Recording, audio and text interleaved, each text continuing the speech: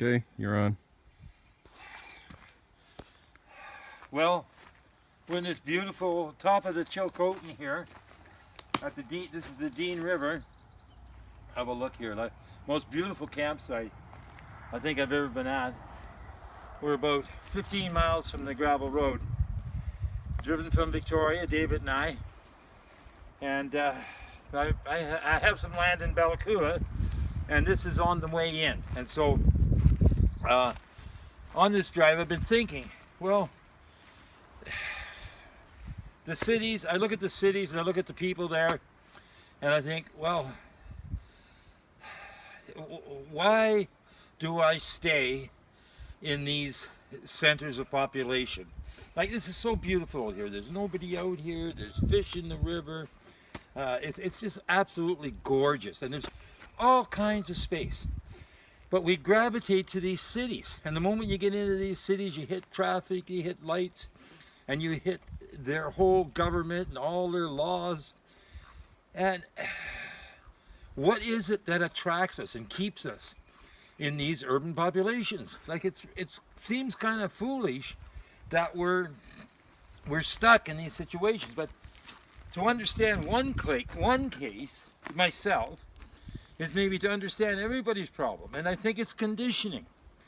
It's just we're used to this. We're born into it, and we grow up with it, and we don't see outside of it. Now, I guess the real difficulty is there are so many people now. We have an overpopulation problem, and we don't have a problem if the people would use the resources that we have properly and not trash everything, not waste everything. Then we might have a grand time on this planet. It might be fun. We might be like very enjoyable. It might be like a true celebration. But the problem is we've got laws which trap us into debt structures, and in these debt structures we're forced to get jobs, and if we're not getting jobs, well, we're worthless, we're useless, we're not contributing anything to society. But if you look at it, and I've looked at it all my life, what are these jobs doing? Do we really need this, what people are doing? Well, the land's here, the river's here, the air's here, we got everything we need. The problem is the conditioning, the mindsets of the people. And so for a long time, like, I've been getting involved, and I says, well, I'll throw my hat in the ring, and we'll just see what happens. And I didn't want to get elected. I didn't have any deceptions or illusions that I was going to be elected. No, I says, I'll just tell them that what I'm looking at, I don't agree with, and I'm willing to stand up and say, stop it. Stop doing what you're doing. You're going the wrong way. They never listened to me. I kept saying the same thing over and over. You can go back 40 years in history, and you'll find out that for 40 years, I've been saying pretty well the same thing. Stop doing what you're doing. What are you doing? There's no life in what you're doing. There's no spirit in what you're doing. Quit it. But you can't quit, because the moment you quit, in comes the authorities. They say, well, you're not paying your bills. You can't stay here. You don't pay. You're not paying us our due. Well, what really is going on?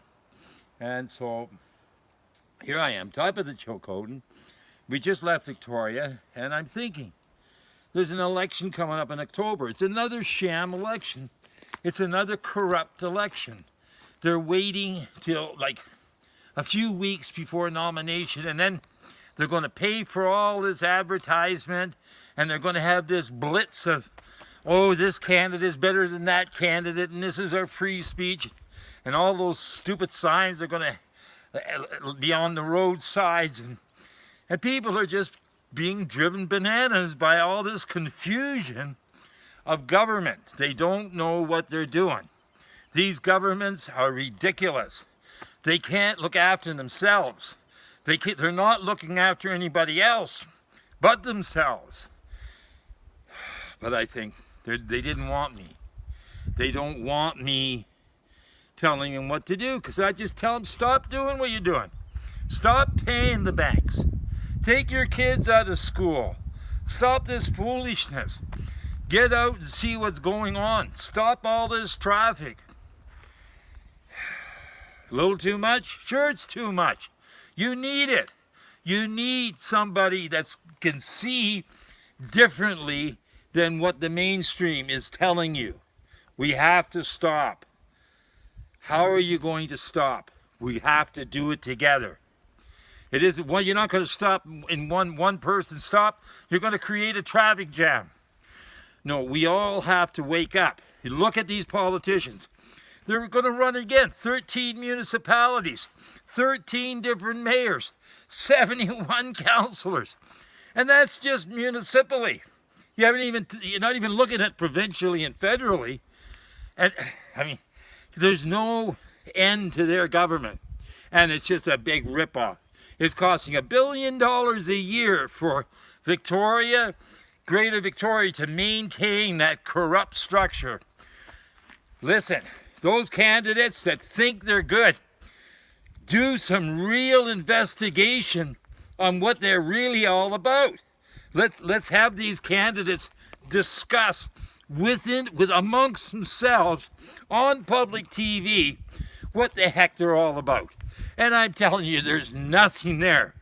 You would not vote for any of them. And I don't want your vote. I want to look after myself. I want to make my own decisions. I don't want them telling me what to do. So, I'm considering this election. David Arthur Johnson says, I wouldn't survive if I did get elected. Well, who cares about survival if we have to go along with their government? That's like anything but that. We have to stop. We have to change. You got a better idea? Get in touch with me. Judgment Day News.